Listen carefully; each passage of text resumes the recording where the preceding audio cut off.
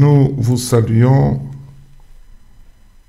fidèles auditeurs et auditrices de l'Émergence Plus Télévision. Nous sommes aujourd'hui branchés pour vous apporter des éclaircissements sur les déclarations faites par le pasteur Roland Dallot et le cardinal Fridolin Ambongo le 30 juin dernier, jour où le peuple congolais était en train de célébrer son 107e anniversaire de son accession à l'indépendance et à la souveraineté tant nationale qu'internationale. Et nous avons suivi dans les réseaux sociaux comment est-ce que les déclarations de deux personnalités de notre pays ont fait le tour du monde et ont causé beaucoup de remue-ménage parmi les Congolais qui sont au pays, comme ceux aussi qui sont dans la diaspora.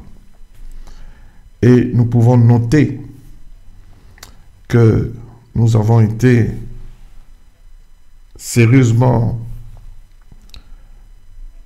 dérangés par les coups de fil, les appels de gauche à droite de beaucoup de gens qui ont voulu que nous puissions émettre notre avis sur ces déclarations qui ont été faites.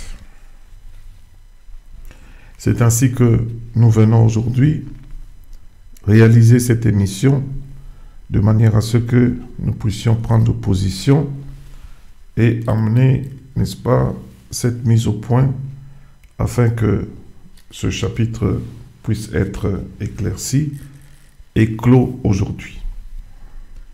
Nous commencerons par les déclarations du pasteur Roland Dallot de l'église Philadelphie. Nous avons suivi que le pasteur a fait du haut de la chair des déclarations qui parlent du pays, qui parlent du pouvoir du chef de l'État actuel et qui parlent aussi de l'avenir de notre pays. Et puisque le Congo est notre bien commun, il appartient donc à tous les Congolais.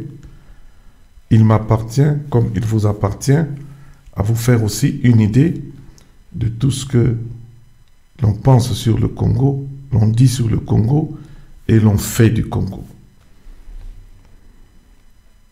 Ainsi, pour répéter un peu ses propres mots, je m'en vais le citer et interpréter progressivement ce que nous pouvons comprendre qui serait sorti de ce pasteur Roland Dallot.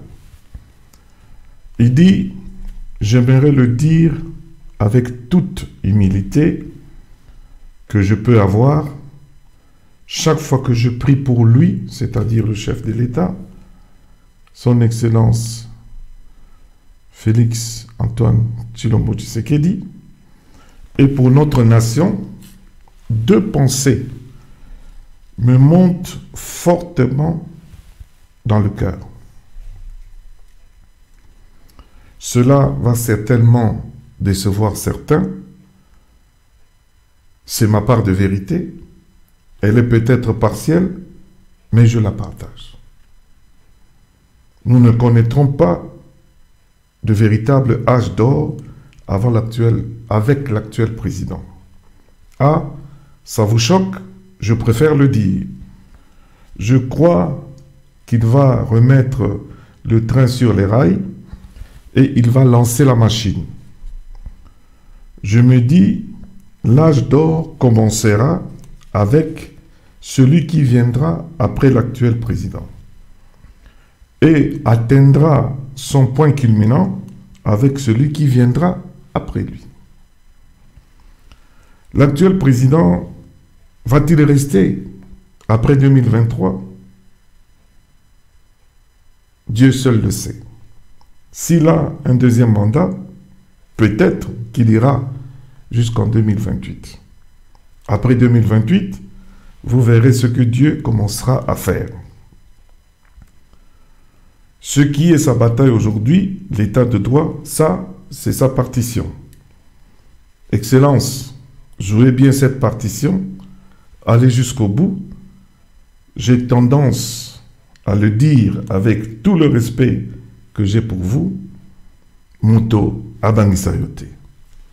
Je crois avoir cité à peu près ce que le pasteur Roland Dallot avait fait le 30 juin du haut de la chaire comme déclaration.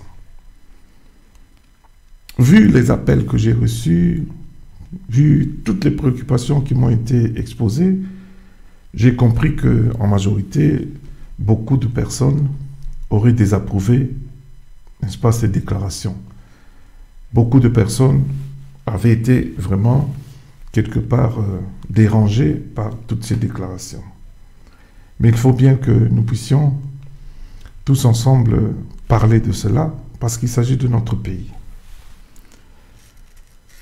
J'ai essayé d'analyser les déclarations du pasteur Roland Dallot.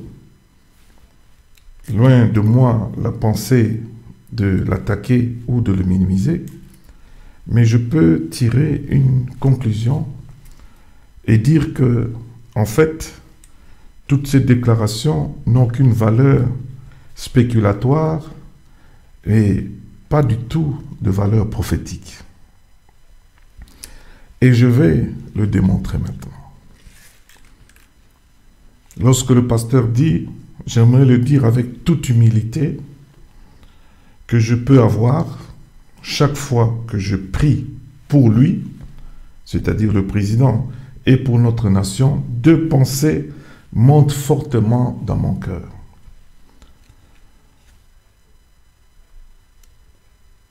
Quand on parle de pensées qui montent dans le cœur, nous devrions toujours garder à l'œil qu'il y a la pensée de l'homme d'une part et il y a la pensée de Dieu d'une autre part. Et qu'il est établi dans les Saintes Écritures que les pensées de Dieu ne sont pas nos pensées, que les voix de Dieu ne sont pas nos voix. Donc le pasteur Roland Dallot a la liberté en tant qu'être humain de parler de ses pensées à lui. Mais il n'a pas le droit de confondre ses pensées à lui à celles de Dieu. Parce qu'il parle de pensées, mais il ne dit pas que ce seraient les pensées de Dieu, que les pensées que Dieu aurait déposées dans son esprit, qui devraient maintenant être relayées dans la population. Parce qu'il dit, chaque fois que je prie pour lui, la prière, c'est le dialogue, c'est qu'on engage avec l'Éternel Dieu. Et lorsqu'on prie, Dieu répond à nos prières. Et si Dieu répond, à partir de ce moment-là, c'est la parole de Dieu qui nous parvient. Ce qui nous parvient comme message de la part de Dieu est donc sa parole. Et la parole de Dieu a une valeur extraordinaire parce que Dieu est toujours derrière cette parole pour l'accomplir. Donc, il faudrait bien que l'on puisse être sérieux lorsqu'on parle des choses venues de la part de l'Éternel. C'est ainsi que Dieu a donné le pouvoir à son peuple d'examiner toute prophétie, de prendre ce qui est bon et de s'abstenir de tout ce qui est mal. Parce que il se pourrait peut-être que les pensées de l'homme puissent se glisser, n'est-ce pas, dans ce que Dieu est en train de dire et faucher le vrai message. Alors, ici, le pasteur ne parle ni de Dieu, ni de Christ, mais il est dit que tout ce que nous faisons, en parole ou en acte, que nous le faisions au nom de Jésus-Christ, et pour la gloire de Dieu le Père. Ici, ce que le pasteur était en train de faire en parole n'a été fait ni au nom de Jésus-Christ, ni pour la gloire de Dieu le Père, parce qu'il ne le dit pas. Il parle de pensées qui montent dans son cœur. Il ne dit pas que ce sont les pensées de Dieu. Donc nous restons ici sur l'étage de la spéculation. Nous passons, il dit, cela va certainement décevoir certains. C'est ma part de vérité, elle est peut-être partielle, mais je la partage. Donc, le pasteur est conscient qu'il est sur le point de dire des choses qui vont décevoir les personnes qui vont sûrement l'écouter. Le pasteur est conscient des conséquences de l'acte qu'il est en train de poser en parole. Alors, il dit, c'est ma part de vérité. Elle est peut-être partielle, mais je la partage. Il parle donc de vérité partielle. Or, la vérité de Dieu ne peut jamais être partielle. Parce que la vérité, c'est la personne de Jésus-Christ. Jésus dit, je suis le chemin, la vérité et la vie éternelle. Vous connaîtrez la vérité et la vérité vous affranchira. Sanctifie-les par ta parole, car ta parole est vérité. Alors, la vérité de Dieu ne peut être partielle. Vous pouvez avoir une connaissance partielle, pas totale, parce qu'il est dit dans les Saintes Écritures, nous ne connaissons qu'en partie, donc c'est partiel. Nous ne prophétisons qu'en partie. Mais ce que nous sommes tenus de dire ne peut être que la vérité. Donc faisons la différence entre la connaissance en partie et la vérité. La vérité, elle est vérité, elle est complète, elle est absolue, elle ne peut pas faire l'objet, n'est-ce pas, de spéculation. Donc si le pasteur dit que c'est sa part de vérité et que cette part de vérité qui est la sienne est partielle, donc il ne parle pas de la vérité de Dieu. Donc toutes ces déclarations sont vidées de leur sens. Il continue, il dit premièrement, nous ne connaîtrons pas le véritable âge d'or avec l'actuel président. Ah, ça vous choque? Je préfère le dire.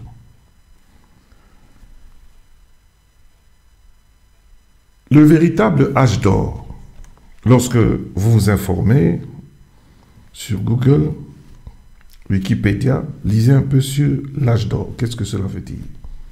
Cela remonte à un mythe dans la Grèce ancienne et par analogie, on prend maintenant le terme pour parler de certaines prouesses dans des secteurs donnés de la vie des hommes. Et lorsqu'on parle de l'âge d'or, c'est-à-dire l'âge d'un certain essor dans un secteur donné. Et le pasteur amène ça sur tout un pays. Premièrement, nous ne trouvons pas cet objectif comme étant celui de Dieu. Au commencement, Dieu a placé l'homme dans les jardins d'Éden. C'était l'endroit idéal de vie, l'endroit formidable de vie, où l'homme ne manquait de rien, où l'homme était heureux, revêtu de gloire et connaissait la compagnie de Dieu. Mais une fois que Dieu aurait chassé l'homme du jardin d'Éden et aurait placé des chérubins protecteurs pour empêcher à l'homme pécheur d'aller toucher à l'arbre de vie, la réalité de ce lieu idyllique est devenue spirituelle. Sur la planète, sur la terre, il n'existe plus, n'est-ce pas, un lieu qui pourrait, n'est-ce pas, correspondre à ce que Dieu avait offert à l'homme au départ, à cause du péché. Et désormais, la promesse que Dieu est en train de faire à l'homme, c'est de revenir à lui et de vivre, n'est-ce pas, dans la félicité éternelle. La promesse de Dieu n'est plus de cette terre. L'accomplissement de cette promesse, n'est-ce pas, ne peut se faire qu'en Jésus-Christ et aussi en Dieu lui-même. Donc, nous sommes en train d'espérer en ce qui est véritable, en ce que Dieu nous promet, n'est-ce pas, dans sa parole, qui serait meilleure que ce qui est terrestre. Donc, il n'est pas prévu que Dieu vienne nous promettre un paradis terrestre dans un message quelconque.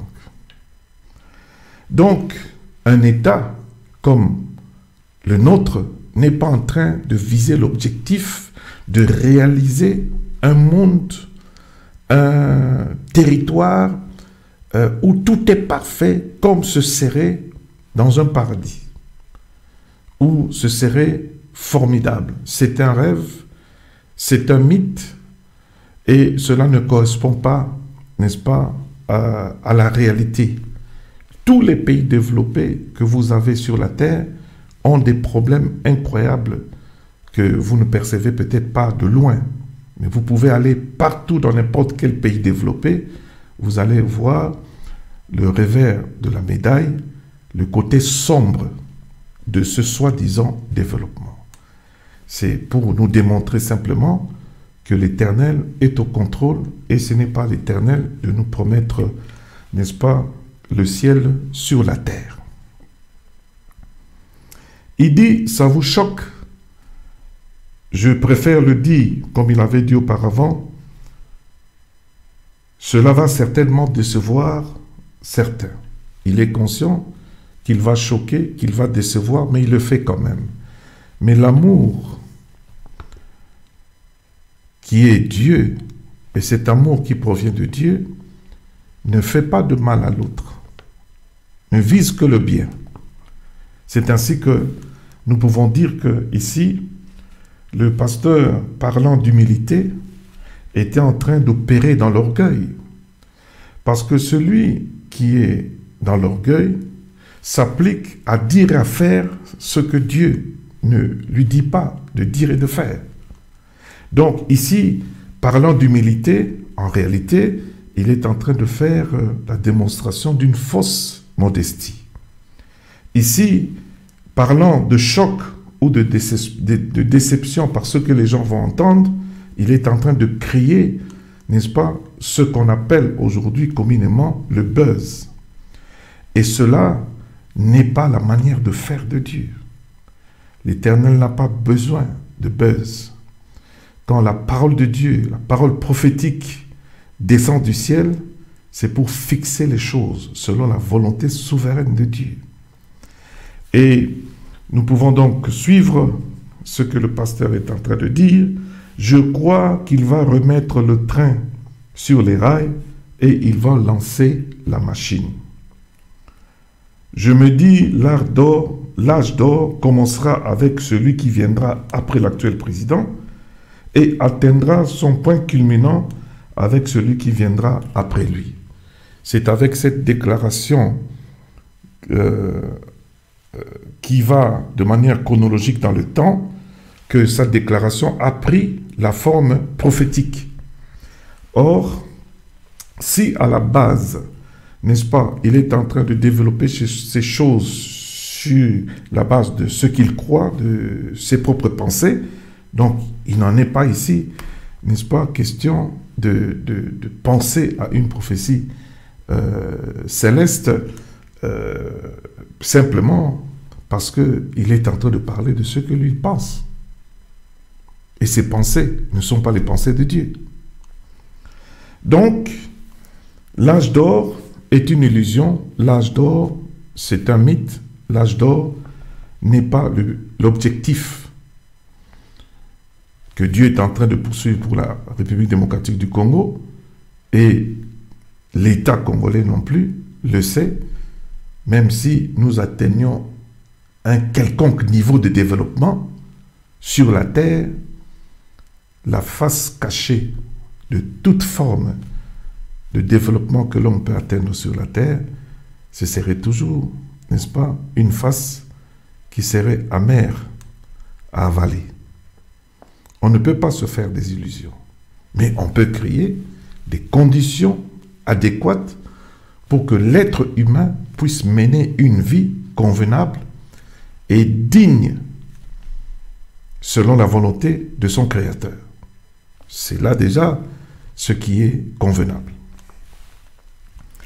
Alors, que ce serait pas avec ce président, avec celui qui viendra, ou l'autre qui viendra après l'autre, cela importe peu. Notre pays a déjà vécu aussi de telles déclarations venues, n'est-ce pas, d'autre part, et nous avons vu que dans l'accomplissement de ces choses, n'est-ce pas, il y a à manger et à boire. Nous pouvons donc nous contenter du présent parce que l'Éternel déclare que le lendemain prendra soin de lui-même. Et quelle est notre responsabilité par rapport à ce qui est là présentement? Cela est défini dans la parole de Dieu, mais j'y reviendrai bientôt. Je continue avec ces déclarations. Il dit, l'actuel président va-t-il rester après 2023? C'est une question posée. Seul Dieu sait s'il a un deuxième mandat, peut-être qu'il ira jusqu'en 2028. Et tout ceci, bien-aimé, ne relève que d'une spéculation. Dieu, l'omniscient, l'omnipotent, l'omniprésent, est au courant de tout. Dieu sait si l'actuel président sera président, n'est-ce pas, durant tout ce mandat, et s'il continuera un deuxième mandat de 2023-2028. Si Dieu veut le révéler, il va le dire. La déclaration sera claire et nette. Ce ne serait pas en forme de question, en forme de spéculation, que l'Éternel va nous parler de cela. Donc, vous voyez que le pasteur est en train de spéculer, il est en train de parler de ce qu'il est en train de sentir en lui. Il ne parle pas de Dieu, ni de la part de Dieu. C'est son droit. Il peut parler, il peut raisonner, il peut penser à haute voix. C'est ce qu'il est en train de faire. Mais attribuer cela à une prophétie de la part du Seigneur, ce n'est pas correct et ce n'est pas juste. Alors nous voyons ce qu'il dit par la suite. Ce qui est sa bataille aujourd'hui, l'état de droit, ça, c'est sa partition. Il dit, Excellence, jouez bien cette partition, allez jusqu'au bout. Ça a l'air d'encourager. Et j'aimerais rappeler ici aux Congolais et aux Congolaises que l'acte majeur que l'actuel président de la République a posé depuis son accession à la magistrature suprême de notre pays, c'est d'avoir dédié ce pays à l'Éternel Dieu. Nous savons que par le passé, d'autres dirigeants ont fait le contraire, ont fait un pacte avec le diable pour réussir à rester longtemps au pouvoir dans ce pays. Et celui-ci est venu et il a dit la toute première chose, c'est de confier ce pays entre les mains de l'Éternel. Et cela est l'acte le plus grand que ce président aura posé. Et c'est sur base de cet acte que l'Éternel est entré, n'est-ce pas, en jeu pour la suite de l'histoire de notre pays. Et ce serait donc à ne pas oublier. Alors, ce qui vient après ne peut être que la suite de ce qui a été posé pour fondement. Si l'actuel président a posé pour fondement en République démocratique du Congo celui qui est le rocher, Jésus-Christ, alors il a fait un très bon travail. Parce qu'il est dit que personne ne peut poser un autre fondement que celui qui a été posé, à savoir Jésus-Christ. Et si c'est Jésus-Christ qui est le fondement, qui est le roc sur lequel la maison Congo est bâtie, alors cette maison sera protégée de la pluie, des eaux du torrent et de toute forme de vent, de tempête. Alors cette maison subsistera. Et alors on pourrait parler d'une histoire à long terme du Congo. Donc, ne voyant pas d'abord l'aspect spirituel, considérant les conséquences de ce qui est spirituel, nous voyons que ici, nous n'avons pas affaire à une prophétie céleste parce que les choses visibles ne peuvent pas précéder les choses spirituelles. Ce sont les spirituels qui précèdent les choses physiques. Et, compatriotes, Congolais, Congolaises, il termine par dire, j'ai tendance à le dire avec tout le respect que j'ai pour vous, Moto Abangisayote. C'est une déclaration qu'il est en train de faire. Mais comment voulez-vous commencer à lancer un message spirituel et terminer votre message par un langage charnel? Il est dit dans la parole de Dieu que les choses spirituelles nécessitent aussi un langage spirituel. Et si vous êtes dans le spirituel, continuez dans le spirituel jusqu'à la fin. Parce que l'Éternel est l'alpha et l'oméga, le premier et le dernier. Mais si vous êtes en train de lancer un message supposé venir de la part du Seigneur et que vous atterrissez par un message carrément déclaré de manière charnelle, Moto Abangisayote, je crois que ça a l'air d'encourager, mais sur le plan spirituel, vous avez donc failli à une conclusion digne d'une prophétie céleste. C'est ainsi que j'ai, après analyse, constaté que les déclarations du pasteur Roland Dallot n'ont qu'une valeur spéculatoire, mais n'ont pas de valeur prophétique. Oui, tel que la constitution de notre pays le prévoit, chaque président devrait faire un mandat complet de 5 ans et aurait le droit de se représenter une fois, donc pourrait éventuellement aller dans un deuxième mandat, et après les 2 mandats, la Constitution ne prévoit point une représentation en plus. Donc, ce serait le cas aussi pour l'actuel président. Mais, si l'Éternel Dieu préférait le faire autrement, il créera les conditions. Il est le maître des temps et des circonstances pour confondre la pensée de l'homme. C'est ainsi que, par simplicité, nous pouvons dire que c'est l'Éternel qui est au contrôle désormais de la République démocratique du Congo. Alors je retiens en conclusion que l'actuel président est supposé être chrétien, croyant, né de nouveau et faisant partie de l'église Philadelphie, et je ne peux pas comprendre qu'un père puisse parler à son fils ce langage qui apparemment serait en train de l'encourager, mais quelque part aussi de le décourager. Et de décourager tous ceux qui, tout autour de lui, pouvaient donner le meilleur d'eux-mêmes pour atteindre des objectifs ensemble avec l'homme qui est maintenant aux commandes de la République démocratique du Congo.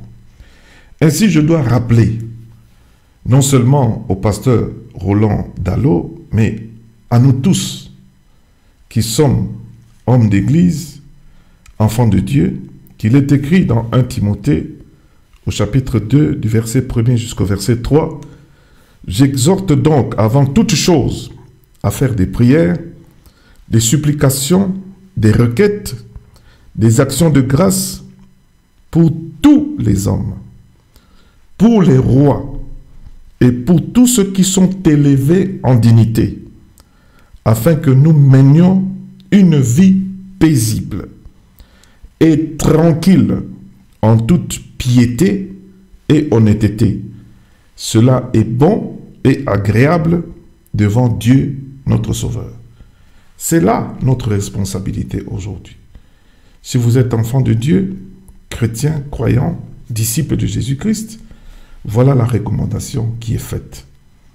Nous devrions nous mettre en prière, nous devons faire des supplications, des requêtes, des actions de grâce même, pour tous les hommes en général, et nous devons le faire aussi pour les rois et les hommes qui sont élevés en dignité. Nous devons donc prier pour notre pays. Nous devons donc soumettre nos dirigeants entre les mains de l'Éternel pour que Dieu puisse leur donner le bon sens, la bonne conscience pour bien conduire notre pays, parce que leur travail qui réussit va aussi faire le bonheur de toutes nos populations. C'est là notre devoir. Et deuxièmement, j'aimerais rappeler à nous tous ce qui est dit dans Romains au chapitre 13, à partir du verset 1er jusqu'au verset 2, que toute personne soit soumise aux autorités supérieures, car il n'y a point d'autorité qui ne vienne de Dieu. Et les autorités qui existent ont été instituées de Dieu. C'est pourquoi celui qui s'oppose à l'autorité résiste à l'ordre que Dieu a établi. Et ceux qui résistent attireront une condamnation sur eux-mêmes. Je lis au verset 4, « Le magistrat est un serviteur de Dieu pour ton bien. » Je lis encore au verset 6, deuxième partie, « Car les magistrats sont des ministres de Dieu entièrement appliqués à cette fonction. » Donc, l'actuel président, qui est le magistrat suprême, est donc un serviteur de Dieu. Il est donc ministre de Dieu. À cette position-là, en tant que président de la République, il est en train de servir Dieu. C'est donc son sacerdoce. Ainsi, nous sommes tenus de prier pour lui et de le soumettre toujours en prière pour que le Seigneur puisse lui donner d'être toujours dans le bon sens, d'avoir la sagesse, l'intelligence qu'il faut pour faire avancer notre pays, et cela pour le bien-être de nous tous. Il faut éviter des spéculations que nous pouvons mettre sur la place publique et qui pouvaient causer beaucoup de conséquences fâcheuses et malheureuses, croyant avoir bien parlé, avoir bien fait. J'ai parlé en public parce que ces déclarations étaient faites en public et sont aussi répandues dans les réseaux sociaux. Loin de moi la pensée de diminuer l'auteur de ces déclarations, mais je crois que par le Saint-Esprit, mon intervention pourrait faire usage de conseils. Tout homme est faillible et tout homme qui craint Dieu peut rectifier son tir. Ainsi, je bénis le pasteur Roland Dallot et que la paix de Dieu puisse être son partage et qu'il puisse rectifier son tir et user de beaucoup de sagesse lorsqu'on est à la chair et qu'on est en train de parler des choses concernant le ciel, comme aussi des choses concernant le pays, qui est un bien et un patrimoine commun. Merci. Je passe au deuxième cas, qui est le cas concernant le cardinal Fridolin Ambongo. Et faisant référence à ce qui est écrit dans la Libre Belgique,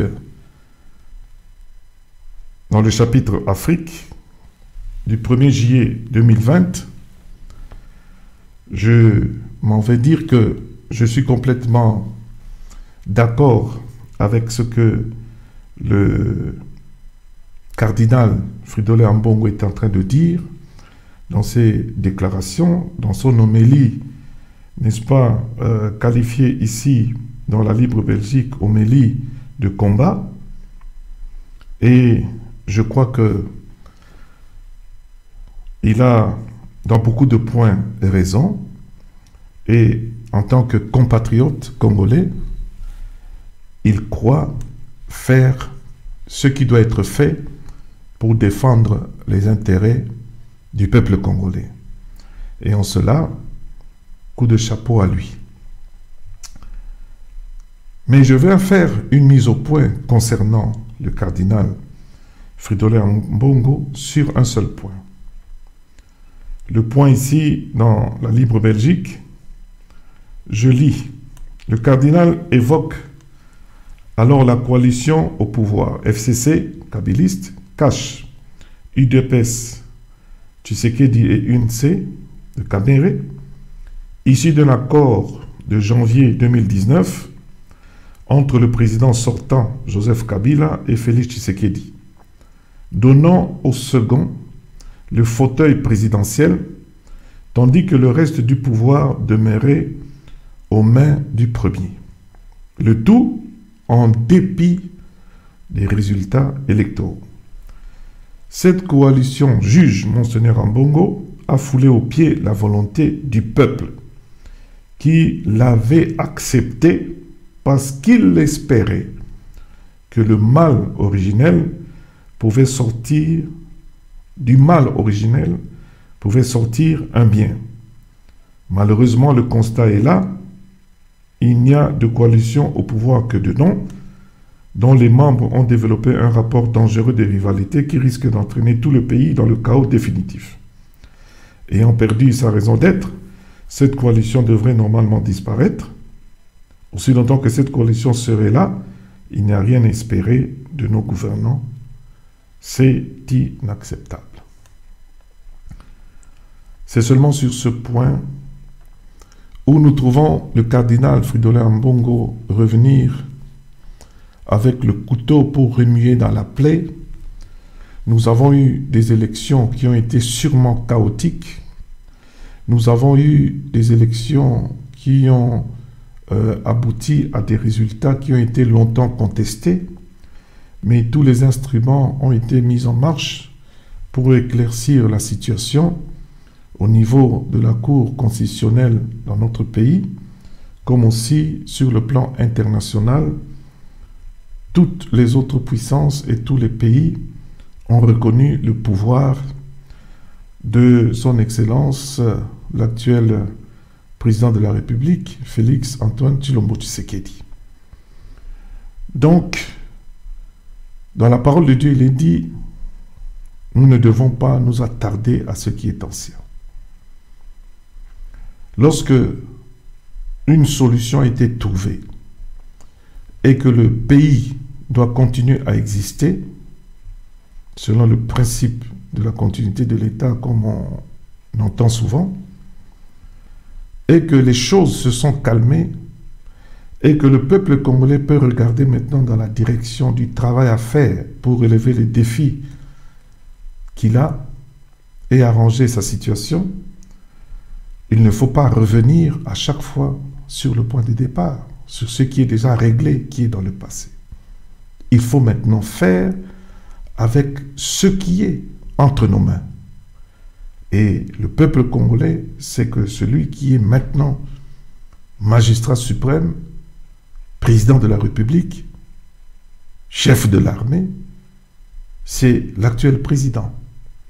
Mais à chaque fois que vous faites vos sorties médiatiques, vous nous donnez l'impression de ne pas jouer au jeu de la paix au sein du peuple congolais, mais vos déclarations ont tendance à nous mettre en alerte et à séparer le peuple congolais. C'est ainsi que nous vous demandons, en tant que cardinal, de revenir dans votre bon sens et d'agir en bon père de famille et de veiller à ce que la maison catholique d'une part et la maison Congo d'une autre part ne puissent pas connaître des difficultés de séparation. Vous êtes en train de lutter contre la balkanisation de notre pays, mais n'encouragez pas non plus la balkanisation dans nos pensées. En ce sens, je crois fermement que vous êtes un homme d'église et que vous aurez suffisamment de sagesse pour rectifier votre tir dans l'avenir. Ainsi donc, je vous soutiens et beaucoup de Congolais vous soutiennent aussi dans la question de la CENI et de la magistrature, dans la question, n'est-ce pas, de notre territoire qui est toujours, n'est-ce pas, en danger suite à la convoitise de beaucoup de ceux qui rôdent tout autour de nos frontières. Ainsi donc, dans ce sens, nous croyons que dans l'avenir, le cardinal Fridolin Ambongo veillera à ce que les Congolais ne soient plus divisés dans leurs pensées, mais que les Congolais puissent regarder dans une même direction.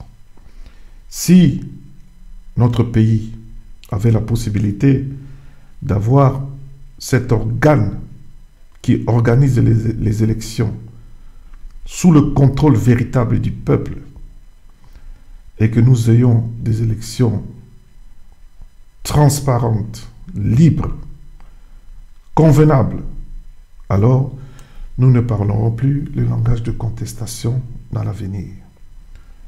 Sur ce, travaillons à cela et travaillons à l'unité de notre peuple. Merci, cardinal Fridolin Ambongo, parce que dans toutes vos déclarations, vous n'avez pas insinué que vous nous aurez apporté une prophétie de la part de Dieu, mais en tant que compatriote congolais, vous avez fait vos réflexions que vous avez partagées, vos convictions que vous avez partagées. C'est bien de parler dans ce sens que de faire passer ses propres pensées comme étant celles de Dieu. Car, je le répète, les pensées de Dieu ne sont pas nos pensées et les voix de Dieu ne sont pas nos voix. En ce sens, je vous remercie, vous qui avez été attentifs et qui avez suivi cette mise au point. Nous croyons nous revoir très bientôt pour que nous puissions passer à d'autres sujets d'actualité dans notre pays. Que l'Éternel Dieu, le Créateur du ciel et de la terre, bénisse la RDC, notre pays. Merci et au revoir.